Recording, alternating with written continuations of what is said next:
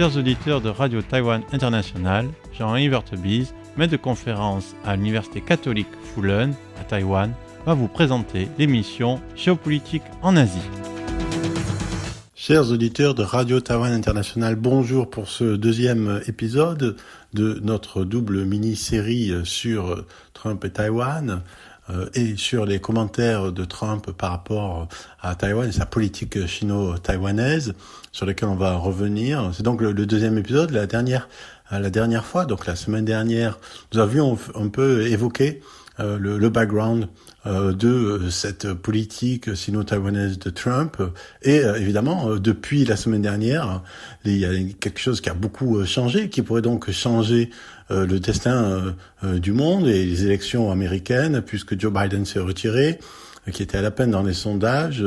Kamala Harris, sa vice-présidente, est maintenant candidate, et il est évident qu'entre une candidature Kamala Harris et une candidature Donald Trump, cela pourrait changer certaines choses par rapport à la politique sino-taïwanaise des États-Unis. Et donc on avait dit la dernière fois, on avait commenté déjà la politique de Donald Trump et de son colistier, donc potentiel vice-président Vance. Alors, il faut se rappeler que Donald Trump est lui-même assez âgé, à 78 ans. Il est pas aussi exclu qu'un jour Vance, si Trump est élu, devienne le président.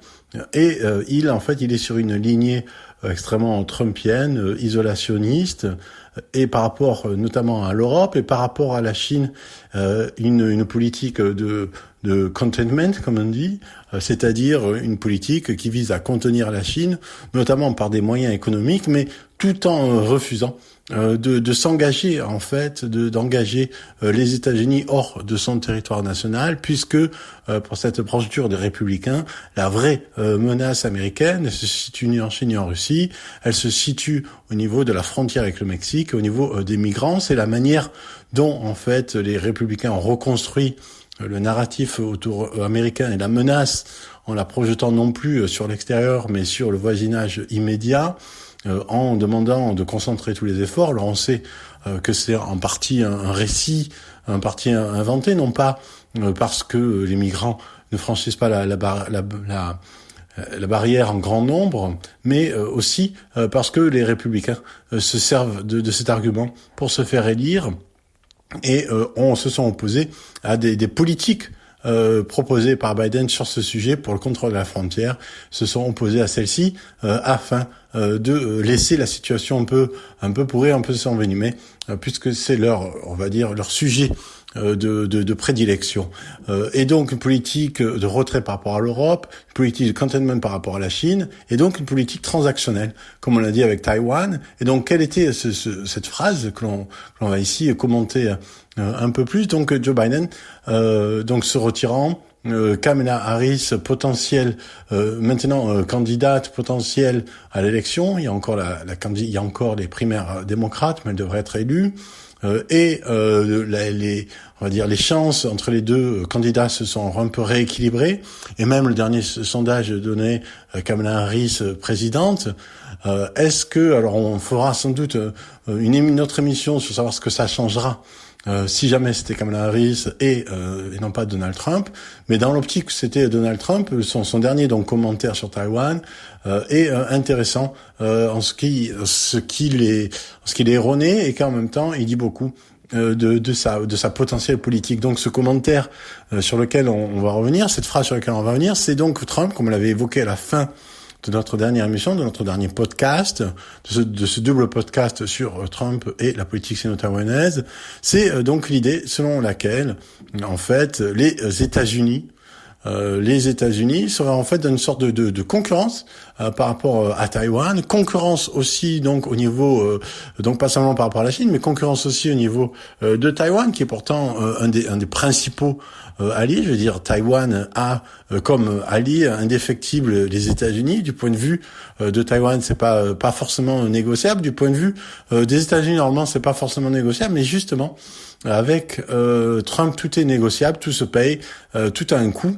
Donc ce qu'a dit Trump, c'est que Taïwan a pris l'industrie des semi-conducteurs aux États-Unis pendant ces 20 dernières années, et maintenant Taïwan est riche et Taïwan doit donc payer pour être protégé par les États-Unis.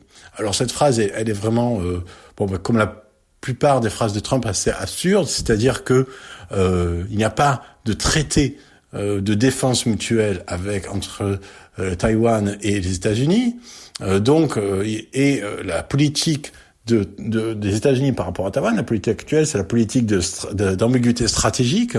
C'est donc que ça veut dire que les États-Unis ne disent pas nommément, clairement, même si Joe Biden y a fait allusion à trois reprises et par la positive, ne disent pas normalement s'ils devraient s'engager en cas d'attaque chinoise, s'ils devraient s'engager à défendre Taïwan. Alors il y a donc un traité, un pacte de sécurité avec Taïwan, disant que les États-Unis s'engagent à fournir, s'engagent à permettre à Taïwan de se défendre, mais c'est différent de dire que les États-Unis s'engagent à défendre Taïwan. Ce sont des choses différentes. Même si la différence paraît minime, c'est-à-dire que d'un côté, il y a donc un engagement à fournir une aide militaire, de l'autre côté, il y a un engagement à être présent sur le terrain, hommes compris. Et donc, ce que dit Trump par rapport à Taïwan, c'est donc il y a deux erreurs dans sa phrase. Deux erreurs en une phrase, c'est beaucoup, mais c'est Trump. Donc, il dit la première chose, c'est donc que Taïwan devrait payer pour l'aide. Donc le problème, c'est que, comme on vient de dire, il n'y a pas d'aide assurée, il y a une ambiguïté stratégique. Les États-Unis ne disent pas clairement si ils vont aider Taïwan en cas d'attaque de la Chine. C'est pas ce qu'il dit. Et justement, cette ambiguïté, elle est dite comme stratégique, c'est-à-dire que ça doit avoir un effet dissuasif sur une potentielle attaque de la Chine, qui peut hésiter à attaquer Taïwan dans la mesure où elle ne sait pas si les États-Unis iront à sa rescousse. Joe Biden, lui, a dit à 3 reprises, même si ensuite ça a été un peu rattrapé par son équipe, il a dit à 3 reprises que si la Chine attaquait Taïwan, les États-Unis la défendraient, les États-Unis seraient à ses côtés. Donc c'est ce qu'il a dit, mais c'est pas la position officielle. Et donc Trump, en disant que Taïwan doit payer pour être défendu, le problème c'est que pour l'instant Taïwan n'a rien à payer puisqu'il n'y a pas de pacte obligatoire, et plus encore si Taïwan devait payer, elle le fait déjà puisque les États-Unis ont un marché captif de l'armement à Taïwan. Il y a que les États-Unis qui ont la force, la capacité géostratégique de vendre des armes à la Chine. On sait que la France ne peut pas. Tous les autres pays du monde ont trop peur de la Chine, de sa puissance économique, de sa puissance de rétorsion économique pour vendre des armes. Donc seule la Chine, seuls les États-Unis sont capables de le faire, et ces armes, elles sont achetées, elles sont pas prêtées, c'est pas un prêt, c'est pas une aide, c'est pas un don. Donc toutes les armes que Taïwan a, qui viennent des États-Unis, elles ont été achetées, et même les États-Unis sont en retard de livraison par rapport à beaucoup d'armements qui a déjà été acheté par Taïwan. Donc c'est vraiment extrêmement erroné, d'un mauvais goût prononcé. Donc encore une fois, c'est Trump de dire que Taïwan doit payer pour une aide alors que d'une part l'aide n'est pas obligatoire, l'aide n'est pas nécessaire du point de vue de la position stratégique des États-Unis, et deuxièmement, Taïwan paye déjà et a même payé plus que ce qu'elle a pour l'instant reçu en termes d'armement américain. Donc ça, c'est la première chose. Ensuite, donc Trump disait parce que Taïwan a pris l'industrie des semi-conducteurs à Taïwan. Alors en fait, qu'est-ce qui s'est passé? Pourquoi est-ce qu'il dit ça? Alors, il y a un tout petit fond historique ici. C'est quoi? C'est que en fait, le fondateur de CMC, et on le sait, a été un ancien de Texas Instruments, et c'est ce qui faisait les calculatrices, pour ceux qui s'en rappellent. Donc une entreprise importante, et donc il a travaillé dans des entreprises américaines, et en fait il a racheté aux États-Unis la capacité, le brevet pour pouvoir créer une fonderie une fonderie de semi-conducteurs autonome, c'est-à-dire non liée à un fabricant spécifique. Et à ce moment-là, il y a eu des fonds américains pour le faire, mais ensuite toute l'industrie des semi-conducteurs s'est développée de façon autonome à Taïwan en permettant à tous les grands entreprises américaines, Intel, ensuite Apple, etc., IBM, Microsoft, tout ça, PC, de prospérer. C'est-à-dire que c'est l'industrie des semi-conducteurs qui a été dont la possibilité de manufacturer ces produits a été achetée par Taïwan, avant d'être rapatriée par Taïwan, qui a ensuite explosé Taïwan, notamment grâce au fondateur de TSMC, et qui ensuite a été le premier fournisseur de toute l'industrie électronique américaine.